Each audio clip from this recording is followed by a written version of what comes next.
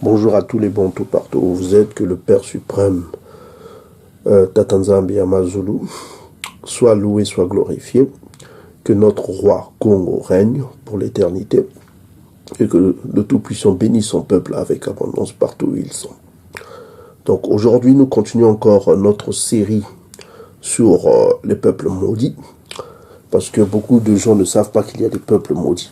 Nous allons le lire rapidement dans les apocryphes. Siracide 33, verset 10, à partir du verset 10.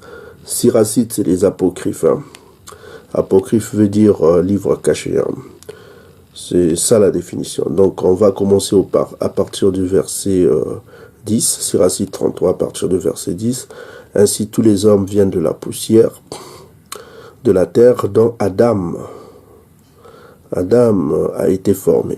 Donc tous les hommes viennent de la poussière de la terre. Mais verset 11, sur Siracide 33, verset 11, mais avec une grande sagesse, Congo les a distingués et les a fait marcher dans des voies différentes. Maintenant au verset 12, Siracide 33, verset 12, Siracide c'est Benatsila. Benatsila. Ok? Donc au verset 12, il dit ceci: il a béni les uns et les a élevés. Donc, il parle en l'occurrence de son peuple Bantou.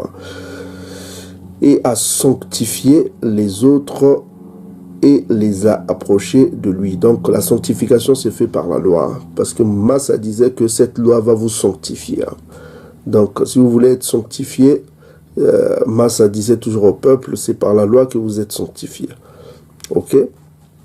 Donc d'autres, il les a maudits et abaissés et les a précipités de leur place. Donc là, en l'occurrence, on parle des dômes. Si vous allez dans la version King James, vous voyez que Ésaïe 33, verset 5, on parle du people of my cursed. People of my cursed. Ça veut dire que le peuple que j'ai maudit, en parlant des dômes. Donc, il n'y a pas que Édom qui a été maudit. On va vous démontrer encore que il y a d'autres peuples qui ont été maudits et on va continuer dans cette série. Mais bien avant de continuer cette série, nous voudrons d'abord vous montrer un classique sur Ésaïe chapitre 18. C'est pour que vous compreniez les prochaines vidéos. Ce chapitre est très intéressant. Il faudra que vous recompreniez Ésaïe chapitre 18 plutôt, excusez-moi. Ésaïe chapitre 18, versets 1 à 7. Donc, écoutez attentivement ce classique que nous avions fait. Vous allez comprendre beaucoup de mystères parce que ce chapitre est difficile à comprendre pour les profanes. Pour les profanes, pour ceux qui ne sont pas bantous. Donc, je vous laisse suivre ce passage pour que vous compreniez. Ok, on va revenir un peu plus tard. Vous allez suivre cette vidéo sur Ésaïe chapitre 18. C'est très intéressant que vous preniez note. Personne sur Internet, sur YouTube, dans le monde, n'a pu révéler le secret d'Ésaïe 18. Nous sommes les seuls à révéler ce secret. Donc, prenez note. C'est une grâce. Si vous avez la possibilité de garder cette vidéo, gardez-le et enseignez-le parce que personne ne vous révélera ce secret. C'est Congo qui nous a donné ce cadeau-là pour que son peuple soit informé de l'amour qu'il a pour son peuple. Donc, Ésaïe chapitre 18 résume un peu l'amour profond qu'a Congo pour son peuple bantou. Donc, c'est un amour profond. Donc, si vous comprenez le message d'Ésaïe chapitre 18, vous allez beaucoup comprendre les vidéos qui vont suivre. Parce que nous avons beaucoup de secrets à vous révéler. Soyez bénis. Donc, ma soeur, tu vas prendre Ésaïe chapitre 18. On va lire Ésaïe chapitre 18. On va donner les secrets au peuple. Ésaïe chapitre 18. Toujours, tu peux lire ma soeur. Oui. Ésaïe chapitre 18. Terre où retentit le cliquetis des armes. Voilà. Terre où retentit le cliquetis des armes, ça veut dire que terre qui connaît des guerres. Voilà. Ok, on va nous dire où est cette terre. Continue.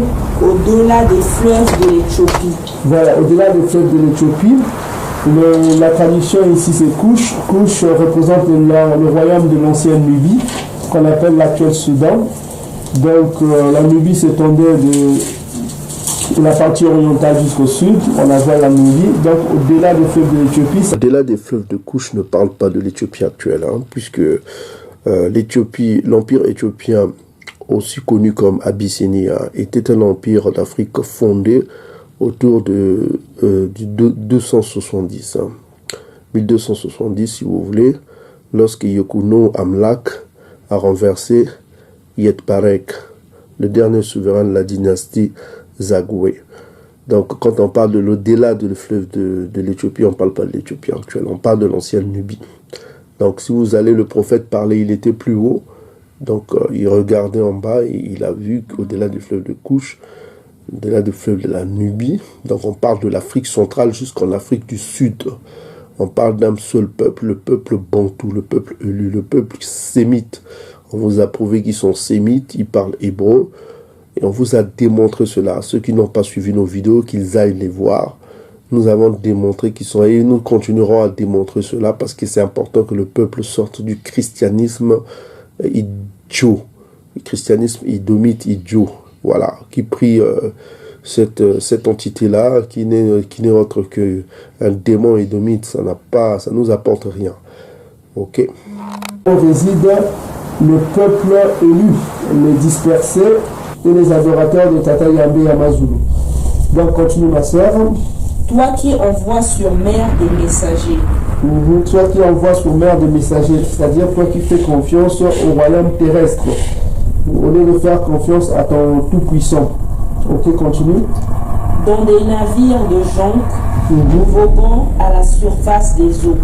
Tout à fait, c'est toujours le même contexte. Continue. Allez, messagers rapides, vers la nation forte et vigoureuse. Voilà, pourquoi Eyambe définit ce peuple comme une nation forte et rigoureuse? C'est la question que vous posez. Pourquoi ce peuple est une nation forte et rigoureuse? Ok. Donc, ma soeur, tu nous donnes un verset pour comprendre, parce que rigoureux, ça veut dire aussi redoutable. Continue, ma soeur. Tu nous donnes le verset, c'est Psaume. Psaume 68, verset 35. Voilà, ma soeur, tu peux lire ce psaume pour comprendre que veut dire ce verset. Rendez gloire au Tout-Puissant. Sa majesté est sur Isolélé et sa force dans les cieux. De ton sanctuaire, ô Tout-Puissant, tu es redoutable. Tu es redoutable. Le Tout-Puissant d'Isolélé donne à son peuple la force et la puissance. Voilà, donc pourquoi cette nation est vigoureuse et redoutable? Parce que sa force vient du Tout-Puissant. Donc on a l'explication ici. Pourquoi on a défini cette nation rigoureuse depuis qu'il existe? Donc on voit que sa force vient du Tout-Puissant Yambé. Donc on a compris pourquoi Isaïe définit ce peuple comme une nation rigoureuse depuis qu'il existe. On a vu ce qui s'est passé avec l'Égypte, comment il a montré sa force, cette nation, comment elle est née. Elle est née dans la force de Eyambe, de Isaiah Congo, qui est l'ange qui est au-dessus de ce peuple. Donc tu as un autre verset à nous donner pour comprendre cela, ma soeur? Oui. En Chronique 17, verset 21 à 22. Voilà, tu peux le lire. Est-il sur la terre une seule nation qui soit comme ton peuple, d'Isolélé, que ton Tout-Puissant est venu racheter pour en former son peuple? Voilà, donc ça, il faut revenir que c'est son peuple. Souvenez-vous de Ésaïe chapitre 43, verset 1. On a dit que c'est le peuple qui appartient. Voilà quoi, il appartient. Et on a vu dans le psaume qu'on vient de lire, psaume chapitre 68, on a vu que ça, 68 c'était 68-39, c'est ça? 68-35. 35, on a vu que la force de ce peuple vient de son chef, c'est-à-dire son ange qui est au-dessus de lui, Makaya Congo. Donc ce peuple est puissant, sa force vient du fils de Yambé. Ok, continue ma soeur. Est venu racheter pour informer son peuple, pour te faire un nom, et pour accomplir des miracles et des prodiges. Voilà, pour en faire un nom. Et ce nom, on sait que c'est la vérité, parce que ce peuple porte le même nom que l'ange qui est au-dessus d'eux, c'est Congo. Donc on a la révélation ici, que ce peuple porte le même nom que Congo et pour en faire un nom, et ce nom-là sera glorifié. Selon Sophonie chapitre 3 verset 20, le nom sera glorifié, le nom de Congo sera glorifié. Pourquoi la nouvelle Salam apportera le nom de Congo? Selon Zacharie chapitre 3, Zacharie chapitre 8 verset 3, là on a dit que le peuple portera, la nouvelle Salam apportera le nom de Congo, c'est-à-dire la vérité. Ok? Donc, ma soeur, tu peux continuer. Tu as un autre tout de suite. Oui, Osée chapitre 5, verset 15. Non, là on continue d'abord, on est dans 3. D'accord. Chronique. Non, on est dans Ésaïe chapitre 18, verset 3. Tu reviens, tu continues. Ésaïe 18, verset 3, tu continues. Oui. Alors, vous tous, habitants du monde, habitants de la terre, voyez la bannière qui se dresse sur les montagnes.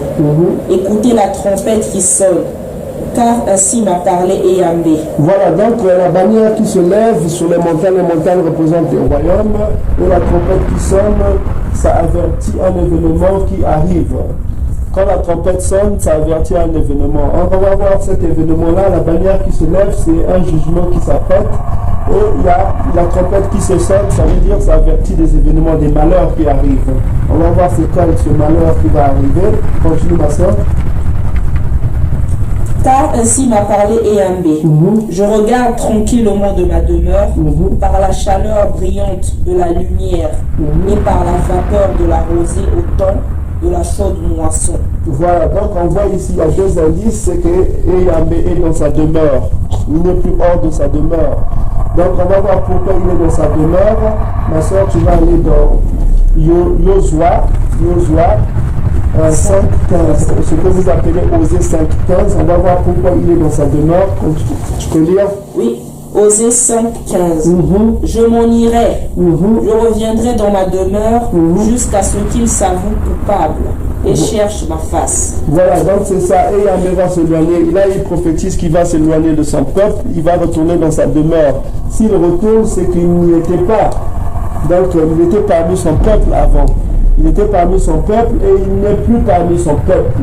Donc, il retourne dans sa demeure. Donc, on voit ici, on parle du peuple de là, du peuple de Couche.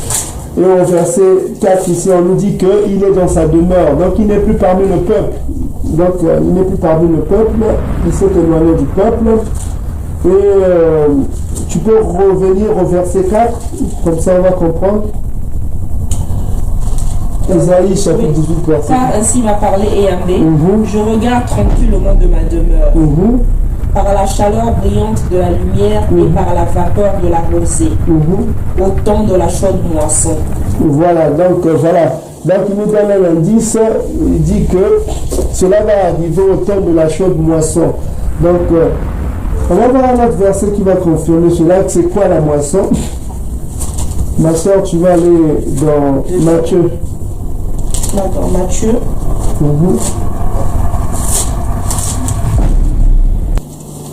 Matthieu chapitre. Matthieu chapitre 13, verset 39. On va voir c'est quoi la moisson dont on parle. 39. L'ennemi qui l'a semé, c'est le diable.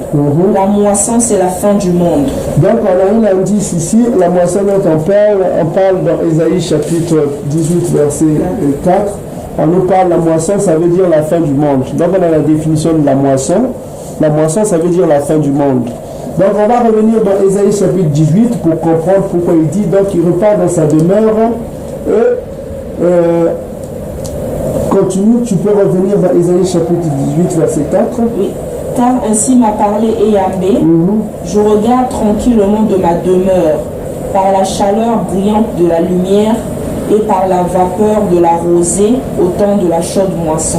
Voilà, au temps de la fin du monde. Au temps de la fin du monde. Donc on a une référence vraiment importante ici, c'est-à-dire que Eyambé va se cacher jusqu'à ce qu'ils reconnaissent leur tort. C'est là Osée chapitre 5 verset 15 qu'on vient de lire. Donc il va s'éloigner de son peuple jusqu'au temps de la moisson qui est le temps de la fin du monde. Ok. Donc On va aller dans Ésaïe chapitre 26. 26 combien tu as? Ésaïe chapitre 26 pour comprendre cela. 26, 21. Oui, tu vas lire Ésaïe 26, 21 pour comprendre cela. Pour comprendre ce verset, c'est très important pour comprendre cela parce que là, il va cacher son visage, il avertit à son peuple qu'il va cacher son visage, son peuple qui est au-delà du fleuve de l'Éthiopie. Parce que là, on parle du fleuve qui est au-delà du fleuve de l'Éthiopie, c'est-à-dire l'Afrique centrale jusqu'au sud. C'est très important que vous compreniez cela. Continue. Oui. Ésaïe 26, verset 21.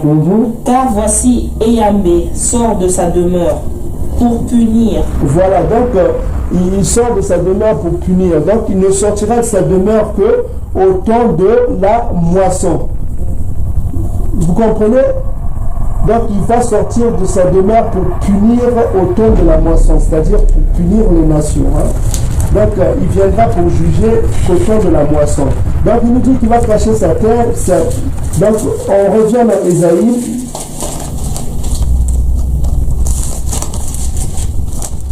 Donc pour punir qui? Parce que tu peux aller dans Ésaïe chapitre 9 verset 13. On va voir pour punir qui? 9 verset 13. Aussi Eyambé arrachera du solélé. Non, c'est pas 9 verset 13. Désolé, hein. On va voir pourquoi il vient pour punir. C'est 13 verset 9. Désolé. 13 verset. Non, Ésaïe 13 verset 9. Voici, le jour de Eyambé arrive, jour cruel, jour de colère et d'ardente fureur, qui réduira la terre en solitude et on exterminera les pécheurs. Voilà, donc il viendra pour punir les pécheurs. Exterminer les pécheurs, c'est punir les pécheurs. Donc il sortira de sa demeure que au temps de la moisson. Donc on a une référence ici, Ésaïe chapitre 26, verset combien? C'était 21, qui nous donne déjà l'explication de Ésaïe chapitre 18, verset 4 que nous venons de lire. Donc il dit à son peuple ici, c'est très mystérieux ce chapitre 18, Ésaïe 18, que vous compreniez cela. Il dit à son peuple qu'il va cacher sa face, il va retourner dans sa demeure. Mais il ne sortira de sa demeure selon Ésaïe 26, verset 21, qu'au temps de la moisson, qui veut dire au temps de la fin du monde. C'est-à-dire au temps qu'il viendra punir les nations. C'est là où il sortira de sa demeure. Donc on a un indice ici, là qui parle à son peuple. Maintenant on va au verset 5, 18, 5, qu'est-ce qu'il nous dit encore? 18, 5. Mais avant la moisson. Avant la moisson. Donc nous sommes ici avant la fin du monde. Qu'est-ce qui va se passer? Donc il va nous dire qu'est-ce qui va se passer avant la fin du monde. Donc prenez bien note. Ce verset est mystérieux. Aucun païen ne comprendra cela. Ce n'est que les Bantous qui comprendront cela. Donc on vous donne le secret qu'on ne peut pas, on ne pouvait pas. Il y a qui révéler à mon bâtonnier sauté. Il fallait tout révéler à mon kakana peuple. Parce que tout le monde qu'on révélait le secret que la bâtonnier sauté. Parce que quand on s'en il fallait toujours révéler bino ango parce que besoin note, il faut prendre note parce que c'est important, parce que tout comme il attend la souka. On est à la fin. On parle en lingala parce que c'est une langue beaucoup parlée par tous les Bantous, beaucoup de Bantous qui sont locuteurs de lingala. Et voilà, nous on parle de Kikongo, mais on parle en lingala pour que tous les Bantous entendent, parce que nous sommes les Bako, nous sommes les Congo, on parle en lingala pour que tout le monde, on ne va pas parler en Kikongo, mais on parle en lingala parce que le lingala est beaucoup plus parlé parmi les Bantous. Ok, continue. Mais avant la moisson. Avant la moisson, on a bien vu tout à l'heure, c'est là Matthieu chapitre 13, verset 39, la moisson veut dire la fin du monde. Avant la fin du monde, continue.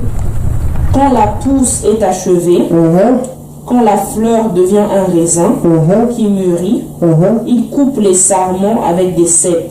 Donc là on parle le fait de la moisson. Quand la moisson c'est allégorique, hein? C'est une expression qui veut dire quand tu fais tes plantations, avant que tu réunisses toutes tes plantations, tout ça, c'est la moisson qu'il est en train de définir ici. Continue.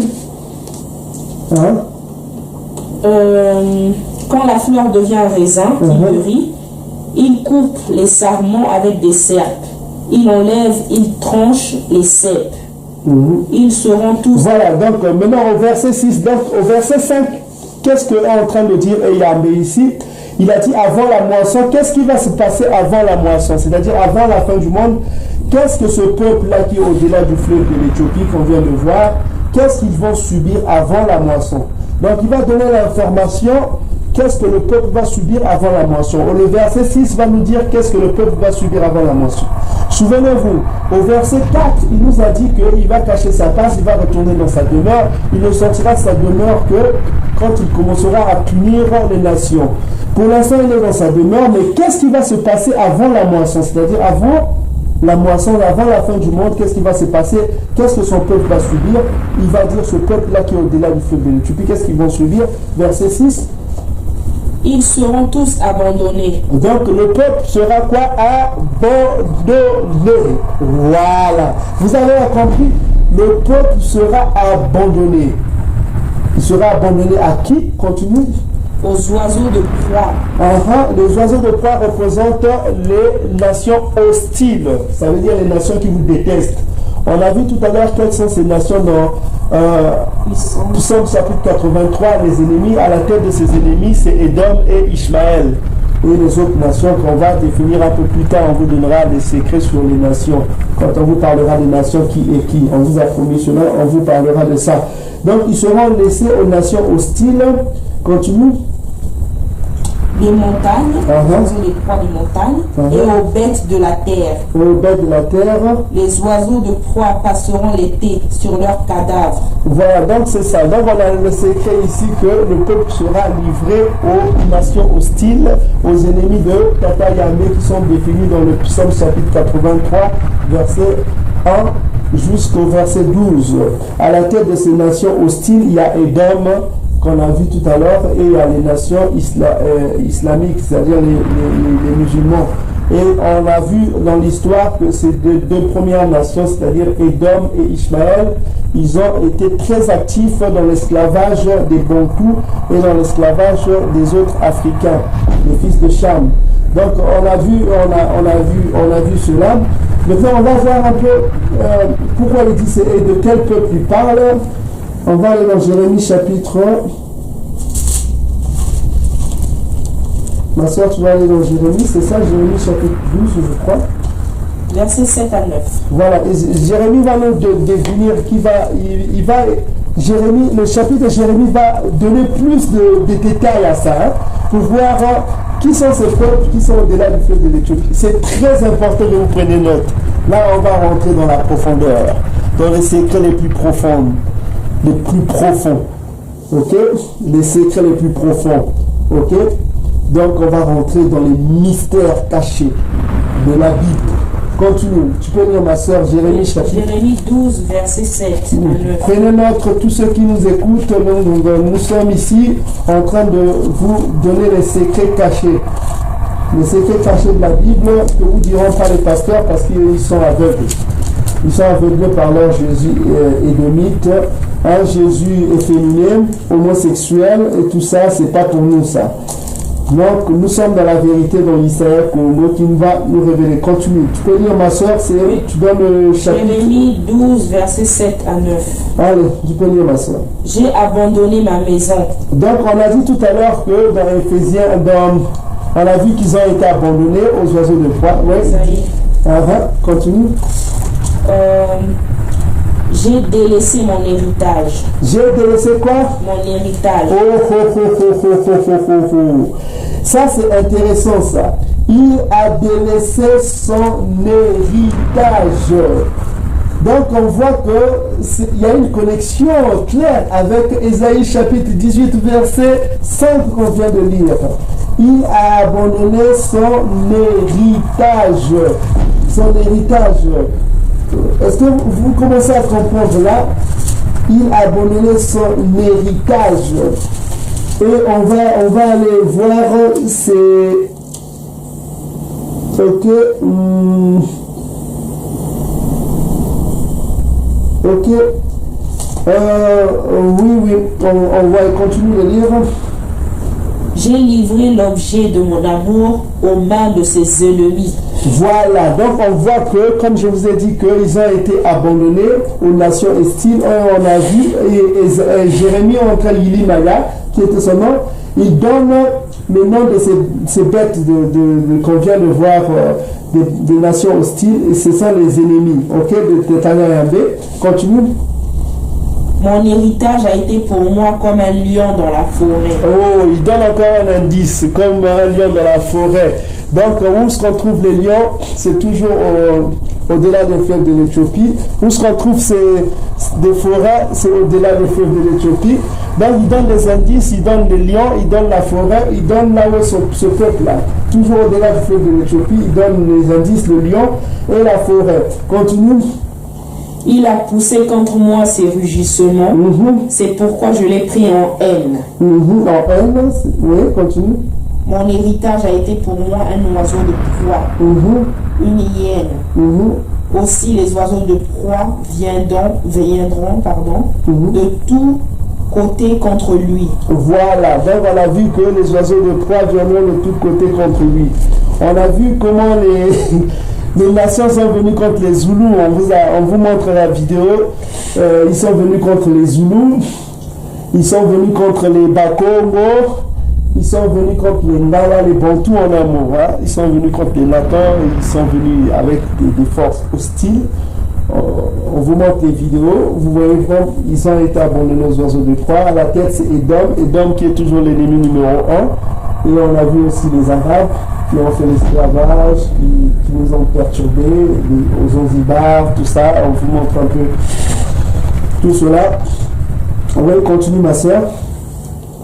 Aussi les oiseaux de proie viendront de tous les côtés contre lui. Contre lui. Allez, rassemblez tous les animaux des champs. Faites-les venir pour qu'ils le dévorent. Voilà. Donc on voit que le peuple a été abandonné aux oiseaux de proie qui sont les ennemis, selon qu'on vient de lire dans Jérémie chapitre 12 verset 7. Et on voit que le peuple est abandonné aux oiseaux de proie qui sont les ennemis de Tatayambe. À la tête de ces ennemis, il y a Edom et Ishmaël. Ok. Donc tu as fini là. Donc on revient au verset 18.5. Donc on voit que le peuple, il dit quoi? Tatayambe, que le peuple au-delà du fleuve de Couche, verset 6, il dit quoi? 18.6. Ils seront tous abandonnés aux oiseaux de proie des montagnes. Qui seront tous abandonnés aux oiseaux de proie des montagnes? Selon Jérémie chapitre 12 verset 7, c'est mon héritage. Oui. Ok, mon héritage c'est Israël. Ok, c'est le peuple de Eyambe. Donc ici on vous montre, Ésaïe 18 vous dit déjà qui est Israël. Qui est Israël? C'est le peuple au-delà du fleuve de l'Éthiopie. Vous voyez vous-même qu'on vous dit la vérité ici, on vous donne les informations les plus importantes. On vous donne les informations les plus importantes. Ils seront abandonnés. Attends. Ma soeur, tu peux repartir dans Jérémie chapitre 12, verset 7. Donc, Ésaïe chapitre 12, verset 7, c'était 7 à 9. 7 à 9 nous a montré que Eyambe abandonnera son héritage aux oiseaux de proie. Et c'est la même chose qui est dite dans Ésaïe chapitre 18, verset 6. Ils seront tous abandonnés aux oiseaux de proie. Et Jérémie a donné plus de détails. Il a dit qui est ce peuple qui sera abandonné aux oiseaux de proie. Il a dit, on va lire encore ma soeur, 7, verset 7 seulement. J'ai abandonné ma maison. Ma maison, continue. J'ai délaissé mon héritage. J'ai livré l'objet de mon amour aux mains de ses ennemis. Ok. 8. Mon héritage a été pour moi comme un lion dans la forêt. Continue. Il a poussé contre moi ses rugissements. C'est pourquoi je l'ai pris en haine. En haine, continue. Mon héritage a été pour moi un oiseau de proie. Un oiseau de proie. Une hyène. Aussi les oiseaux de proie viendront de tous côtés contre lui. Contre lui, c'est-à-dire contre mon héritage. Ok. Maintenant, on va voir cet héritage-là, c'est qui? Va dans Joël chapitre 3, verset 2. On va voir cet héritage qui a été abandonné. Donc gardez toujours en tête Ésaïe chapitre 18 verset 6. Là on vous a dit que il les abandonnera aux oiseaux de proie. Il abandonnera ceux qui sont au-delà du fleuve de l'Éthiopie aux oiseaux de proie. Donc on va voir qui est cet héritage. Ma soeur, tu peux lire 3-2. Je rassemblerai toutes les nations. Toutes les nations. Et je les ferai descendre dans la vallée de Josaphat. Josaphat, là, j'entrerai en jugement avec elles. Avec les nations. Au sujet de mon peuple. Au sujet de qui? De mon peuple. Donc il donne le nom son peuple. Continue. Dissolez-les, mon héritage. Mon héritage. Donc on a ici. Donc on revient. L'héritage, mon héritier c'est quoi? Mon héritage c'est qui? C'est isolez-les. Voilà. Donc Jérémie chapitre 12 versets 7 à 9 nous parle de Israël. C'est ça, c'est lui l'héritage selon Joël chapitre 3 à 2. Donc on repart dans Ésaïe chapitre 18 verset 6 qui parle de Bantou. 18 verset 6, tu remplaces le nom il, tu parles Israël parce qu'on a trouvé qui ils sont. Isolés seront tous abandonnés. Voilà. Aux oiseaux de proie. Voilà. Qui sont les nations hostiles, les ennemis. Ok, continue. Et aux bêtes de la terre, les oiseaux de proie passeront l'été sur leurs cadavres. Et les bêtes de la terre y passeront l'hiver. Voilà. Donc on a déjà vu tout cela. Tu as d'autres versets là-bas, ma soeur? Ézéchiel, je crois, 34, je pense. 34, verset 5 à 8. Ouais, tu vas lire Ézéchiel, chapitre 34, verset 5 à 8. Donc, on a vu tout à l'heure que le verset 6 parle d'Israël, c'est-à-dire, souvenez-vous, l'introduction a parlé du peuple terrible et redoutable qui sont au-delà du fleuve de l'Éthiopie. Hein. Donc, ce peuple sera abandonné aux oiseaux de proie. C'est-à-dire, verset 6 nous a dit qu'il sera abandonné aux oiseaux de proie, les nations hostiles qui viendront contre eux. Et on a vu que ce peuple, selon Jérémie chapitre 12, verset 7 à 9, ce peuple c'est l'héritage de Eyambé. Et Joël chapitre 3, verset 2 nous a dit que c'est Israël antique. Voilà, c'est isolé. Voilà, donc on nous a défini, donc on voit déjà qu'on parle de Bantou qui est Israël. Donc on est en train de voir le secret ici, tout est en train d'être clair. C'est pourquoi la Bible est écrite en parabole. Pour comprendre cela, il faut aller précepte après précepte. C'est comme un puzzle, hein? Il faut chercher, il faut beaucoup lire la Bible pour avoir ces secrets-là. Ces secrets sont révélés qu'au Bantou.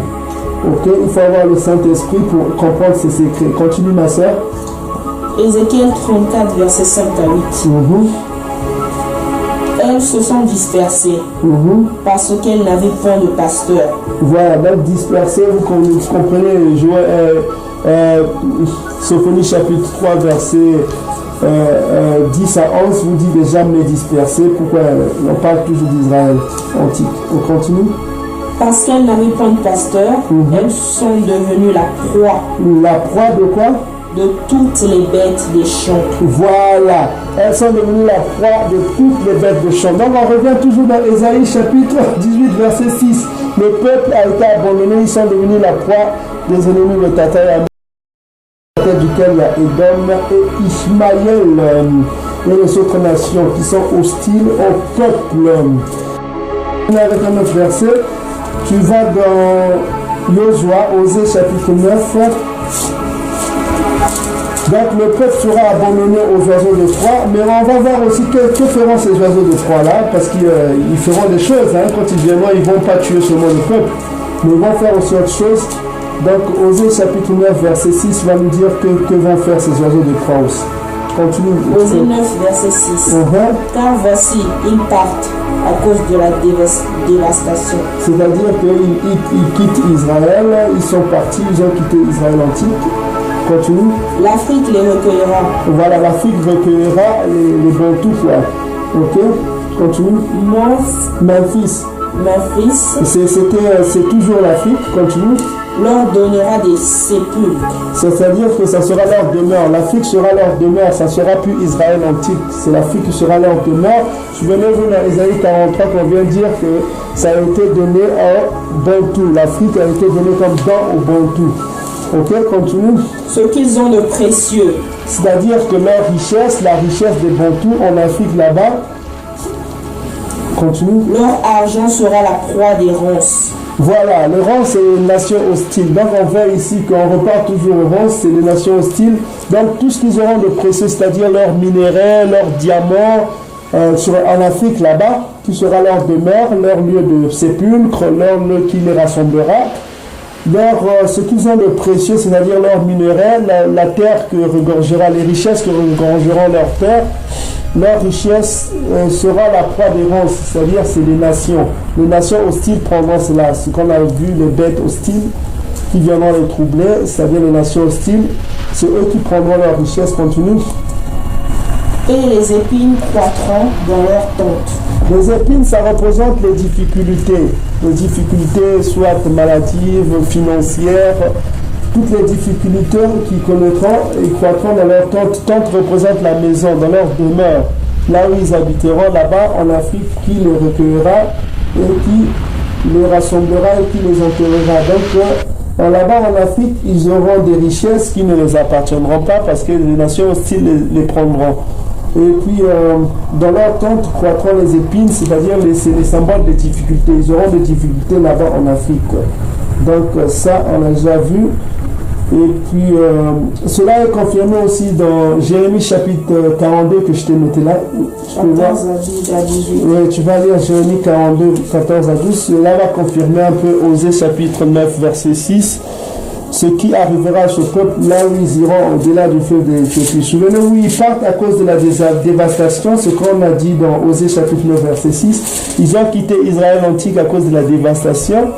Et ils sont allés en Afrique, qui le recueillera. Et là-bas en Afrique, ils auront des richesses qui ne les appartiendront pas et qui seront aux nations hostiles. Et les épines croîtront dans leur demeure, c'est-à-dire ils auront des difficultés là-bas en Afrique. Et Jérémie avait déjà prophétisé cela dans Jérémie 42, verset 14 à 18. Ma soeur, tu vas lire cela pour confirmer un peu. Jérémie 42, 14 à 18. Voilà. Et si vous dites, nous ne resterons pas dans ce pays. Dans ce pays, c'est-à-dire que Israël antique, ils ne resteront plus dans Israël antique, qui est toujours là-bas, qui est maintenant occupé par Édom. Voilà, continue. Nous irons pas au pays d'Afrique. Nous irons, doucement, tu dis doucement, tu répète. Je répète. Et si vous dites, nous ne resterons pas dans ce pays. C'est-à-dire en Israël, continue. Non, nous irons au pays d'Afrique. Voilà, c'est-à-dire leur projet était d'aller s'installer en Afrique. Pourquoi? Il va dire pourquoi? Continue. Où nous ne verrons point de guerre. Voilà, donc leur projet c'était de s'installer en Afrique, c'est-à-dire au-delà du fleuve de l'Éthiopie, parce qu'ils ne voulaient plus voir les guerres, parce qu'ils étaient entourés que des nations hostiles, notamment les Arabes, les Édomites, qui les haïssaient. Donc ils voulaient vraiment quitter ce lieu pour aller en Afrique, là où il y a des gens qui leur ressemblent. Et leur projet c'était l'Afrique au-delà du fleuve de l'Éthiopie. Donc partout où il allait, la prophétie les poursuivait. Et continue. Où nous n'entendrons pas le son de la trompette. Oui, comme on vous a dit que la trompette, ça annonce un événement hostile qui était toujours, il y avait des sentinelles qui regardaient, les trompettes annonçaient toujours soit la guerre, soit le malheur, donc il fallait se préparer Continue. Où nous ne manquerons pas de pain. Voilà, donc il y avait un problème de famine dans la terre là où ils étaient en Israël là-bas, parce qu'il y a le désert, il n'y avait pas beaucoup de plantations, donc ils connaissaient beaucoup de famine et ils espéraient qu'en Afrique, ils trouveraient du pain en abondance et ils ne souffriraient plus de famine parce que vous voyez, Israël actuel est un désert. Et voilà, c'est pas propice à une bonne plantation, donc ils avaient besoin d'une terre arabe là où ils pouvaient faire leur plantation et manger à leur faim. Continue. Et c'est là que nous habiterons. Donc leur projet c'était d'habiter en Afrique, au-delà du fleuve de l'Éthiopie. Continue. Alors écoutez la parole de Eyambé. Voilà, là c'est Eyambé qui les met en garde. Il met en garde de leur projet de quitter Israël et d'aller habiter en Afrique. Il va leur mettre en garde. Qu'est-ce qu'il va leur dire?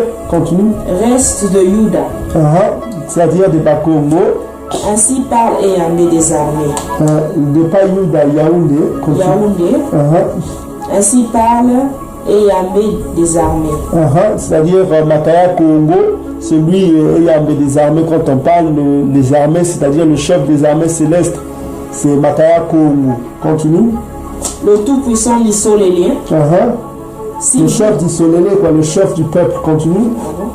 Si vous tournez le visage pour aller en Afrique, si vous y allez demeurer, l'épée que vous redoutez vous atteindra. Donc, c'est-à-dire que tous les malheurs que vous redoutez, l'épée, c'est un instrument de punition, tomberont sur vous.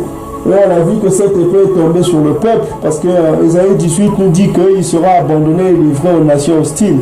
On a vu que cela est arrivé, ils ont été livrés aux nations hostiles, selon Ésaïe chapitre 18, verset 6. Ils ont été abandonnés et Yambé est retourné dans sa demeure, parce qu'ils n'ont pas écouté Yambé, ils sont allés en Afrique pour y demeurer, et Yambé les a abandonnés, et ils sont livrés aux nations hostiles actuellement, et ça continue jusqu'à ce que Congo revient, quand les souffrances vont augmenter. Continue. L'épée que vous redoutez vous atteindra là au pays d'Afrique, la famine que vous craignez. Voilà la famine, parce qu'ils avaient toujours faim là-bas, et voilà, continue, ils connaîtront la famine, continue. S'attachera à vous là en Afrique. Voilà, c'est ça, continue les malheurs, quoi. Et vous y mourrez.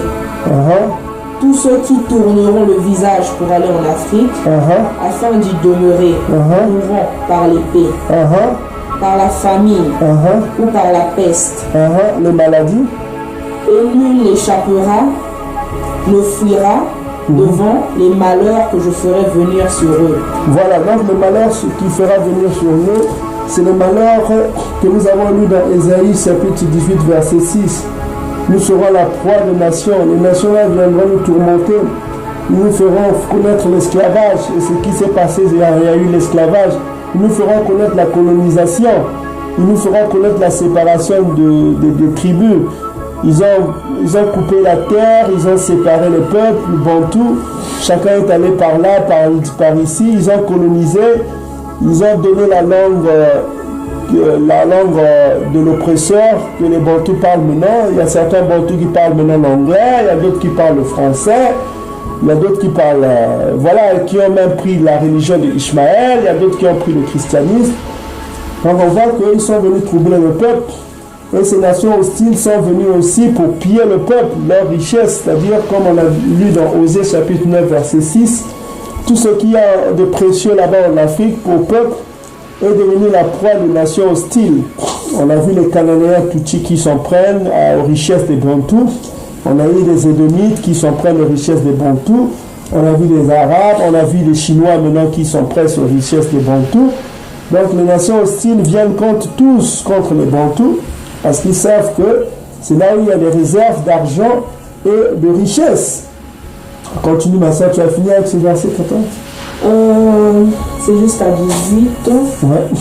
Alors, car ainsi parle. Tu es dans quel verset? Je suis à Jérémie 42, 14 à 18. Continue. Car ainsi parle Eyambé des armées. Le Tout-Puissant du Soleil, de même que ma colère et ma fureur se sont répandues sur les habitants de Salama. De même, ma fureur se répandra sur vous. Et si vous allez en Afrique, vous serez un sujet d'exécration. C'est-à-dire que vous aurez un sujet à la sonne. Voilà quoi. Vous serez la honte. Vous serez comme les Africains. Vous vous habillerez comme les Africains. Et ça veut dire la honte quoi. Voilà, on va se moquer de vous. Voilà, vous ne serez plus comme avant. Vous avez la ceinture, vous avez des beaux habits. Comme on voit sur les images en Égypte, les murs en Égypte. Vous ne serez plus comme ça, vous serez comme les Africains. Parce que vous habillerez comme les Africains. Et puis voilà, on se moquera de vous. Continue. Vous serez la risée des nations, quoi. D'épouvante, de malédiction et d'opprobre. Et vous ne verrez plus ce lieu. Voilà, vous ne verrez plus ce lieu. Donc là, on revient dans Deutéronome chapitre 28, verset 68. Vous ne verrez plus ce lieu. Voilà quoi. Donc, parce que ce lieu-là sera maintenant occupé par Édom et il y aura la guerre là-bas qui vous empêchera d'aller parce qu'il n'y aura que des guerres là-bas. Donc, vous n'irez même plus même en pèlerinage, c'est rare quoi. Parce que ça sera une nation maintenant foutue, il n'y aura plus rien devant là. Ok? Donc, tu as d'autres. Bon, on revient maintenant, on finit avec le verset 7, Ésaïe 18, 7, et on finit par là. 18, 7. Ésaïe 18, 7. En ce temps-là, des offrandes seront apportées à Yahvé des armées par le peuple fort et vigoureux, par le peuple redoutable depuis qu'il existe, nation puissante et qui écrase tout, et dont le pays est coupé par des fleuves. Voilà. Donc ces nations puissantes, on a vu que c'est des nations qui sont au-delà du fleuve de l'Éthiopie. Le verset 1 vous dit déjà c'est ça. Donc on va aller voir cela. Tu vas dans Ézéchiel chapitre 20 verset 40. Il va nous dire quand est-ce que les présents seront apportés. Donc le présent sera apporté à Sion. Ce que les nations appellent Sion, en fait c'est Ntiani. C'est la terre de Eyambe, sa terre à lui, Ntiani, si on va au Congo, Ntiani. Ok, continue. Ézéchiel 20, verset 40. Car sur la montagne sainte, c'est-à-dire Ntiani, sur la haute montagne du Solélé, dit Eyambe. Là, toute ma maison, c'est-à-dire la maison, du Solélé, c'est-à-dire les Bantous, toute la maison des Bantous. Tous ceux qui seront dans le pays me serviront. C'est-à-dire mes adorateurs. Le service appartient aux Bantous selon, on vous a lu tout à l'heure dans Romains chapitre 9, verset 1 jusqu'à 6. Vous pouvez lire, voilà quoi. Le service appartient aux Bantous, c'est les serviteurs. Tu ne peux pas être serviteur si tu n'es pas Bantou. Il faut être Bantou pour être serviteur. Continue. Et je les recevrai favorablement. Je rechercherai vos offrandes. Vos offrandes. Donc on a vu que les offrandes seront emportées par le peuple, tout le peuple Bantou, Israël. Donc on a vu déjà la preuve que les offrandes seront recherchées. Donc voilà, donc ma soeur, tu reviens, tu pars dans Ésaïe chapitre 66 verset 20. Non, tu vas dans Sophonie chapitre 3